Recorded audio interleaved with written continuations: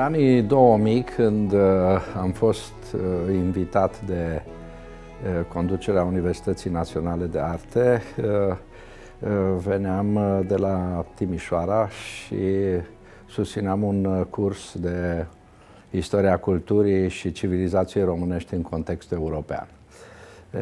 Sigur, pregătirea mea pe domeniul istoriei mi-a permis să mă apropii foarte mult de artă și de istorie intelectuală, istorie culturală. De asemenea, teza mea de doctorat pe care am pregătit-o sub conducerea academicianului Răzvan Teodorescu, Geneza ideilor moderne în Europa Centrală și de Sud-Est, mi-a facilitat o cunoaștere solidă, bazată pe cercetare a zonei noastre, astfel încât cursurile pe care le-am ținut în Universitatea Națională de Arte au atras studenții și au produs și un rezultat în sensul curiozității, în sensul dialogului pe care l-am purtat cu ei și, sigur, a unei pregătiri, să spunem, puțin diferite comparativ cu alte discipline, de îndată ce, în cazul meu, am asociat istoria cu artele, cu literatura și cu filozofia. Toate cele patru discipline făcând parte din ceea ce numim arte și științe umaniste. În acest context și pornind de la școala doctorală pe care o conduceam la Timișoara, școala doctorală de istorie conceptuală, numită Reinhard Koselleck, după numele marelui istoric german, mi-a permis să adaug multe lucruri noi, interpretări noi și să introduc ceea ce numim comprehensive history, înțelegerea istoriei, astfel încât să putem să ne înțelegem și pe noi în prezent și să putem să avem un proiect pentru viitor. Deci, istoria nu o învățăm numai de dragul istoriei sau pentru a înregistra date, fapte, construcții, nume, simboluri, ci pur și simplu pentru ca să ne înțelegem pe noi în prezent și ca să putem să construim un proiect pentru viitor. Deci, perspectiva aceasta și novatoare din punct de vedere ideatic și din punct de vedere metodologic și conceptual, sigur că i-a atras pe studenți pentru că nu făceam o cronică a evenimentelor și nu fac nici astăzi o cronică a evenimentelor, ci o suită de interogații pe care le adresez trecutului din diverse perspective, astfel încât să înțelegem mai bine prezentul și ce avem de făcut în prezent pentru ca să pășim spre viitor. După dispariția regretatului meu profesor, academicianul Răzvan Teodorescu, am fost invitat de conducerea Universității Naționale de Artă, respectiv de Senatul Universității și de rectorul Cătălin Bălescu, să preiau cursurile profesorului Teodorescu și de la licență, dar și cursurile de la școala doctorală, precum și cei 5 candidați pe care i-a avut pentru pregătirea tezelor de doctorat. E o responsabilitate, e și o onoare pentru mine de a continua activitatea și rezultatele acestui prestigios intelectual al României și de a putea să pregătesc studenții la un nivel înalt, contribuind și cu propria mea știință, propriile mele cercetări. În general, cursurile mi le bazez pe studiile proprii, pe cercetările proprii, pe cărțile pe care le-am scris de-a lungul a 4 decenii și jumătate. cum istoria nu mai poate fi tratată așa cum am fost obișnuiți și nu poate fi abordată prin prisma vechiului vocabular moștenit de la sistemele totalitare, ci trebuie să avem un nou vocabular și să înțelegem limbajele trecutului, să facem distinția între trecut și prezent, să arătăm nu numai continuități, ci și discontinuități. Tot așa și în cazul artei, avem în fiecare epocă o noutate. Limbajul artistului este adeseori regăsibil în limbajul scriitorului sau în limbajul istoricului sau al filozofului. Avem arta conceptuală care ne apropie mult de filozofie. Și e foarte important ca și artistul, și studentul în artă, și doctorandul care își pregătește o teză de doctorat să înțeleagă și să poată să aibă acces la conceptualizare, la abstractizarea propriului său demers artistic sau propriului său studiu. Înțelegerea artei se poate face și prin intermediul, și este bine să se facă și prin intermediul simbolurilor și al conceptelor. E vorba, în primul rând, în ce mă privește, de momentul în care l-am cunoscut personal și mai bine pe profesorul Victor Neumann, atunci când domnia sa a fost invitat să susțină un curs masteral la noi la universitate. Era în anii 2009, 2010, 2012, apoi a fost o pauză și ne bucurăm că dânsul a revenit în spațiul universității. Mi s-a părut atunci, pentru că eram rector în echipă cu actualul rector, profesorul Cătălin Bălescu, că e important, chiar urgent, să aducem și alte voci din lumea academică, în afară de cele care sunt curent constante în spațiul în arte. Artiști, istorici de artă, filozofi, esteticieni, etc. Și atunci prezența unui istoric ni s-a părut că e foarte semnificativă. Aveam un istoric, regretatul academician Răzvan Todorescu, care preda cursul de istoria civilizației, l-a predat timp de decenii, dar era asimilat cu lumea noastră a celor de la istoria artei, pentru că până la urmă Răzvan Todorescu era istoric, dar și istoric de artă devenise prin formație, cercetări, etc. Ce a adus nou Victor Neumann în școala noastră a fost o altă viziune despre istorie. Locul său în istoriografia de la noi și, aș spune, la nivel internațional, e tocmai această dimensiune de conceptualizare a istoriei care vine în descendența lui Reinhard Koselleck. Și aici ar trebui menționat, și poate că domnia sa o să ne dea alte detalii, școala doctorală înființată la Universitatea de Vest din Timișoara, care îi purta numele, care a fost constituită cu un parteneriat important internațional cu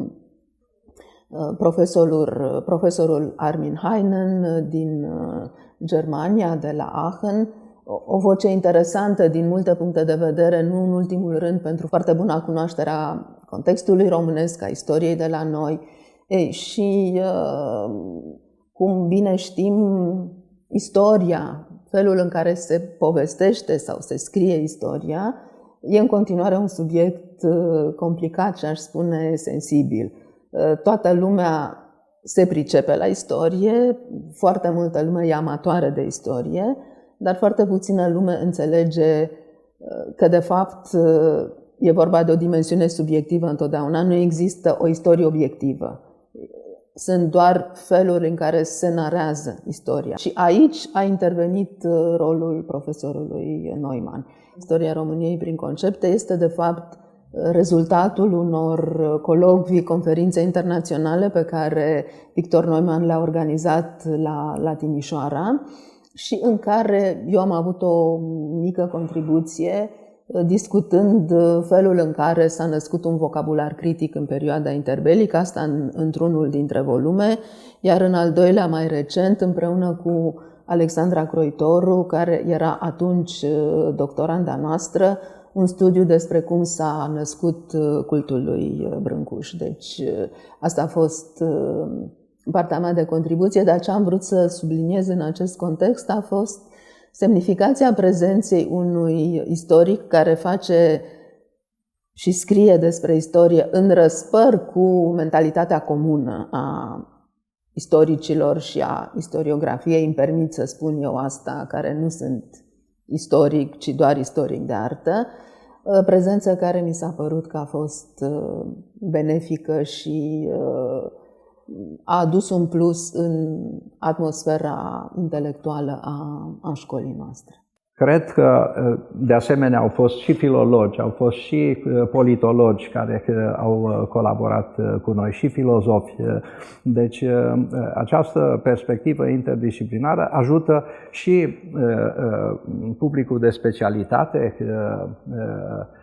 să înțeleagă ce se întâmplă în Europa Centrală și de Est în ceea ce privește cultura, mentalitățile, evoluția istorică și, mai cu seamă, artele, adică cum așezăm personalitățile din lumea artelor, în ce context istoric, politic, social, atunci când le prezentăm viața și opera. În cazul meu, dialogul est-vest este foarte frecvent și o descriere și o înțelegere a influențelor culturale, spirituale, care vin din diverse colțuri ale Europei prin intermediul unei istorii mult mai complicate decât de obicei au fost istoricii noștri dispuși să o prezinte, în sensul că și cunoașterea Imperiului Otoman este importantă pentru a vedea relația a Imperiului Țarist sau a Imperiului Habsburgic sau austro-ungar, pentru a înțelege mai bine anumite linii culturale și dezvoltări, afirmări ale spiritualității românești sau ale intelectualității românești. Deci, în sensul acesta, dialoghez cu studenții, dar și metodologic pun o problemă importantă, aceea de a învăța să scrie corect, să citească corect, să scrie corect și să raționeze corect. Acest trivium care există în renașterea și în umanismul occidental și care foarte slab este reprezentat în cultura noastră și în învățământul nostru superior, însă când e scrisă o carte de istorie, ea are conținut și să spunem, simplu, dar nu este doar o poveste. Sunt acolo și idei care sunt narate, sunt și observații, sunt și critici, sunt argumente pe care toate trebuie să le înțelegem astfel încât să ne formăm o părere în legătură cu o carte sau cu cealaltă. Intervine însă și spiritul critic, dimensiunea critică, și asta i-am rugat pe studenți. Când citesc o carte, să poată să folosească și spiritul critic. Ei sunt, cred, receptivi la un asemenea mod de a scrie referatele. E un exercițiu pe care în studenție e obligatoriu să-l practicăm, astfel încât atunci când ajungem în faza de a redacta o teză de doctorat să poată să fie el însuși prezent în teză și să nu copieze, să reproducă după ceea ce am făcut unii dintre noi în perioade mult mai lungi de timp, stând în biblioteci, în arhive sau reflectând asupra temei.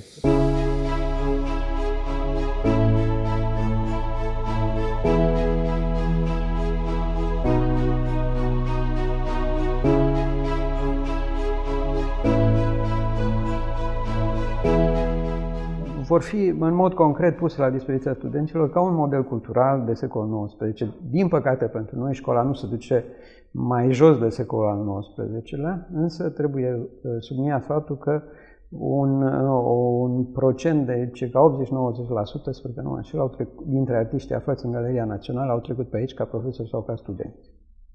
Lucrările lor sunt în muzeele de artă ale României și muzeele europene. Noi avem o parte dintre lucrări cu un caracter inedit și le vom pune în valoare prin această lucrare, urmând ca în completarea proiectului să venim cu o galerie de artă contemporană pe care o punem la dispoziția profesorilor, a studenților și care va consolida pentru totdeauna, sper, proprietatea și sediul Universității Naționale de Arte. A început în 2007, dacă bine mi-aduc aminte. A durat ceva până ne-am organizat. Am avut atunci marea șansă să colaborăm cu Ordinul Arhitecților, care era condus atunci de arhitectul Șerban Sturza, și împreună am pus la cale acest concurs de soluții. Într-adevăr, cum spuneți, jurizarea s-a desfășurat într-un spațiu pe care, din păcate, l-am pierdut, spațiul Galeriei din Budișteanu 10, și mi-aduc aminte cum proiectul câștigător a ieșit așa la suprafață de la sine cumva, a fost un soi de unanimitate între membrii juriului și în egală măsură mi-aduc aminte că la una dintre întâlnirile anuale ale arhitecților, care este faimosul bal, dar care nu e doar bal, sunt și evenimente culturale care, însoțesc acest eveniment, am fost invitată pentru că lor li s-a părut important să sublinieze faptul că o instituție publică recurge la un concurs de soluții și nu la, simpla licitație ca să realizeze o astfel de operație foarte complicată care presupune restaurare și construire de clădiri. Pentru noi, și iarăși vorbesc și numele meu și numele domnului rector, atunci a fost important și să dăm un exemplu. Pentru că suntem în continuare trăim între dezvoltatori, avem un bloc care ar trebui dărâmat și încă nu se întâmplă, avem un spațiu care este amenințat cu construirea unui alt mamut arhitectonic care nu ar avea ce să caute în această vecinătate, în preajma Palatului Știrbei. Și atunci ni s-a părut că, pe de o parte, trebuia să ne afirmăm identitatea culturală, identitatea academică, dar și să ne asigurăm că nu suntem în pericol de evacuări forțate și așa mai departe. Într-un scenariu un pic alarmist, dar semnele în 2006-2007, din păcate, erau acolo. Și nu în ultimul rând, când te apropii de un monument istoric, nu știi niciodată ce găsești acolo. Deci apar surprizele și neprevăzutele. Lucrări mai complicate, asta e și provocarea când restaurezi. Și cred că sunt și în asentimentul rectorului. A fost și un exemplu de cum se poate restaura foarte atent, fără compromisuri. Și aici, din nou, exemplul lui Șerban Sturza a fost tutelar, ca să zic așa. În ciuda a ceea ce ne imaginam noi atunci că vom avea dificultăți financiare, blocajele au fost mai degrabă de natură birocratică și de natură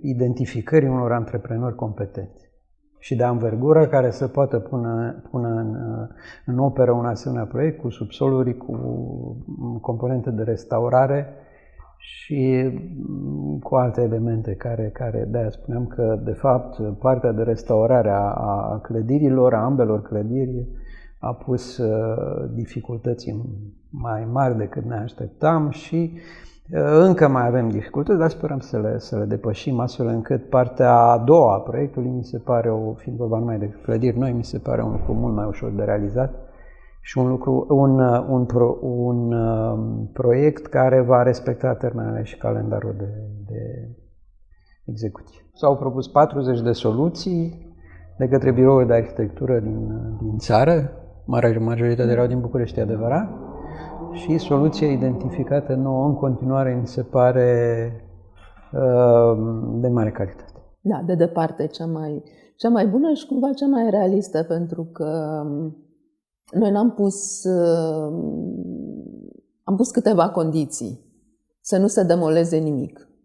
Pentru că exista ideea, dărâmăm biblioteca, care nu e o clădire protejată, și construim altceva.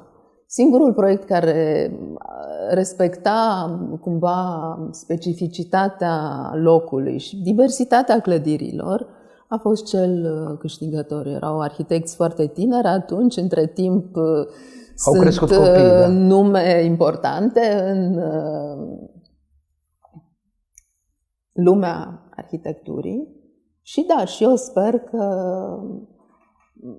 într-o zonă în care restaurarea joacă un rol important, atât la noi cât și în zona arhitecturii,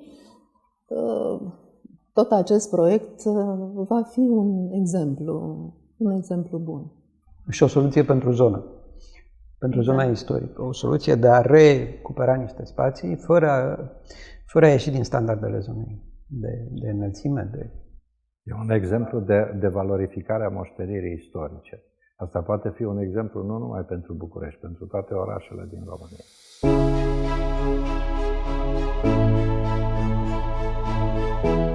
Mi-a făcut întotdeauna o mare plăcere să vin aici și asta se datorează pe de o parte profesorilor și artiștilor și pe de altă parte se datorează studenților care sunt mai dispuși la un discurs alternativ sau la a vedea lucrurile și altfel.